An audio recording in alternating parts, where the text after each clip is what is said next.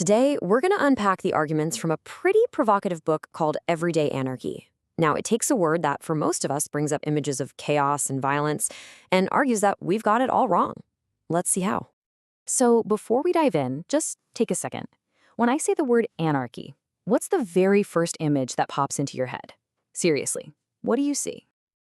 Yeah, if you're like most people, it's probably something like this, right? The author knows this and points it out immediately. Mad riots, total lawlessness, and yep, even those classic cartoon villains with the round black bombs. That's the baggage the word carries around. But the book we're digging into today, from author Stefan Molyneux, tries to do something pretty radical, to completely rescue the word anarchy from that very image. The argument is that our common understanding is not just wrong, but that it's hiding a huge contradiction in how we think about our own freedom. Okay, so let's get right into the author's first big move, changing what anarchy actually means. We're going to move away from the chaos and toward a totally different idea. Now, check this out. Even the dictionary seems to be a little conflicted. The Oxford English Dictionary gives two different definitions. The first one, that's the one we all know. Lawlessness, political disorder, the whole shebang. But that second one, that's the key to the whole book. A state with no government, but, and this is crucial, without the implication of disorder. That's the definition the author runs with. The author really boils this down to a simple choice. On one side, you've got voluntary interactions. He calls this leadership by incentive. Think about a boss offering you a salary to come work for them. On the other side, you've got leadership by force. That's the threat of jail if you don't pay your taxes, or being forced into a military draft.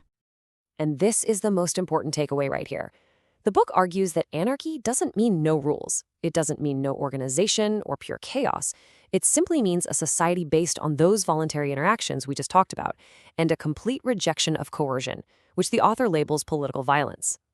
So here's where the argument takes a really interesting turn.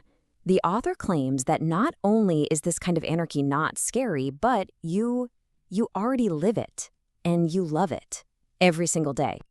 Just think about the biggest decisions in your life. Who you marry, what job you take, how you spend your money. In all these areas, the book points out, we operate in a state of personal anarchy. We demand the freedom to choose for ourselves without anyone forcing our hand. This slide just lays out the central paradox perfectly. On the left, you've got the anarchy we're told to be terrified of, chaos, riots, collapse.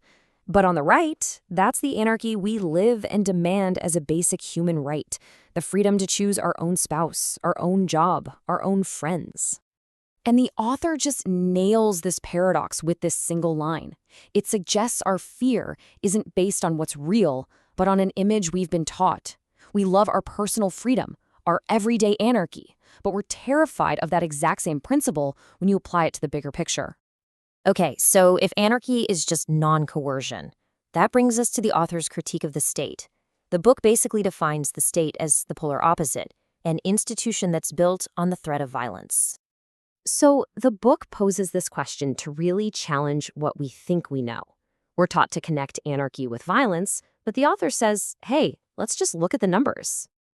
First up, the author claims that the number of people killed by anarchists before World War I was somewhere in the dozens. And then you get this number. The author, Stefan Molyneux, claims that over 270 million people were murdered by their own governments in the 20th century. The point the book makes with this contrast is pretty stark. If you're worried about violence, maybe your fear of anarchy is, well, a little misplaced. And the critique goes even deeper when you talk about war.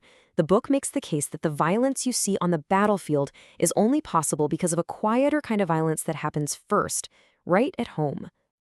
So here's the logic, broken down. Step 1, pretty simple. War needs money and people. Step 2, the state gets them through taxes and the draft. But step 3 is the kicker. How are those things enforced?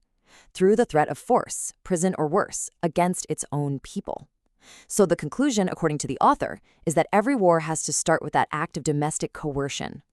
All right, next up, the book takes this same lens, this idea of voluntary versus coercive, and points it directly at democracy, arguing that the whole system is built on a massive contradiction.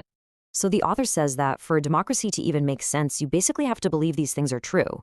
You have to believe that people are generally wise, that the winners won't just crush the losers, and that the losers will just patiently accept being overruled. And here's the logical trap the book lays. If people are really that good, that wise, and that virtuous, why in the world do they need a government to threaten them with violence in the first place?